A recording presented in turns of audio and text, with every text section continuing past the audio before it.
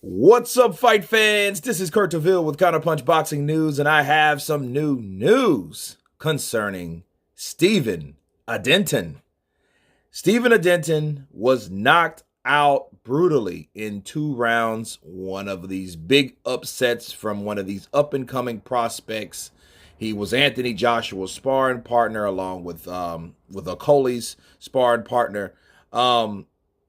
He was a very, very dominant, promised fighter up until yesterday, okay?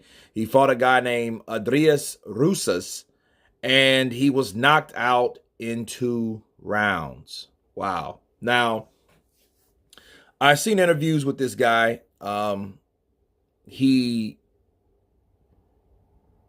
has said to be the sparring partner of Anthony Joshua, but also he supposedly put it on Joshua. Okay, so this guy was he's 6'6", he's tall, he's rangy. You know, at first when I saw the clip, I thought he looked more like Black Mamba. You know, he looked more like Roger Mayweather to me. I'm like, oh, that dude looks like a bigger Roger Mayweather if you look at side by side comparison. But he was knocked out cold. And I look at what really went down with him. He pops the jab, but he lowers the jab, okay?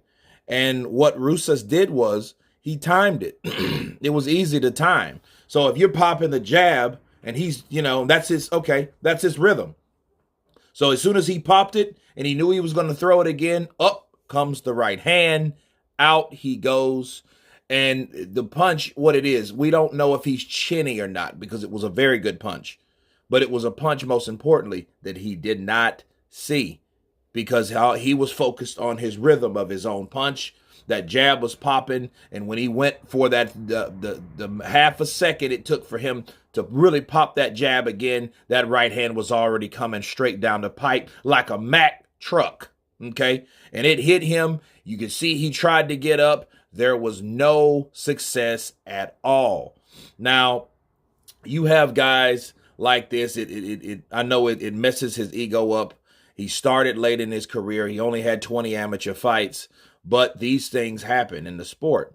But I think hopefully if this doesn't crush him, it will make him better. It will make him understand. But the most important thing is why he got hit with that punch, okay?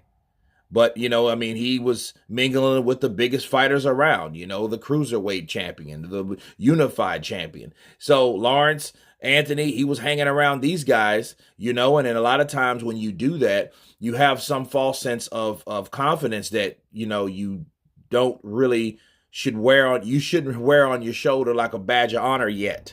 Okay.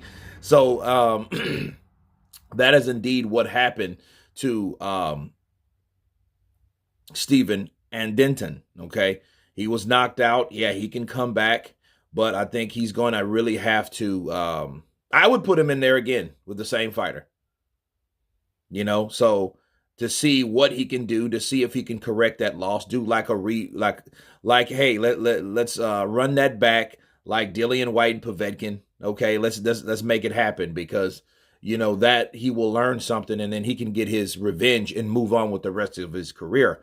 Because the last thing we don't want, the last thing we want is him being like an Adrian Broner, strong, cocky, confident, ready, determined, then he gets beat, then he's never the same fighter. We don't want that for this type of particular individual, even though, Adrian Broner did a lot more in his career. He was no prospect. He was a champion by the time he got beat up by Chino Maidana. So, but this is more so, I think that should be the next fight. Put him back in there with Rusas to see what he can do, to see if he can overcome, to see if he can make the adjustments, right, as a fighter, after a loss, because now it's a lot more serious. It's not something that, oops, I got hit. Oh, I won't do that again. No, oops, I got hit, then I got knocked out.